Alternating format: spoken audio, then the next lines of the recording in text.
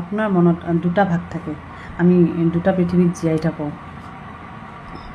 Simple ভাষাত এটা হ'ল যিটো যেতিয়া আমি জগা বা হুঁচত থাকোঁ, আমাৰ বৰ্তমান অৱস্থাটো আমি যিটো দেখিছোঁ, শুনিছোঁ, সিদ্ধান্ত লৈছোঁ।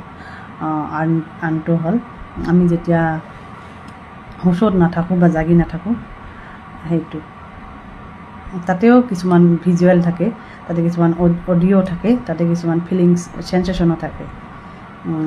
ইয়াৰ অৰ্থ হ'ল মানে এটা হ'ল আপোনাৰ এৱাৰনেছ আৰু আনটো হ'ল আপোনাৰ মেটা এৱাৰনেছ।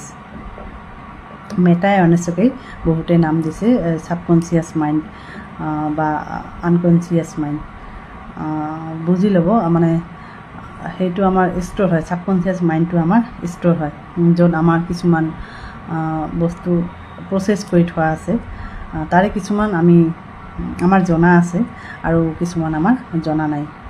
বেচিকেলি এইখিনিয়ে আমাৰ ছাবকনচিয়াছ মাইণ্ড হয়।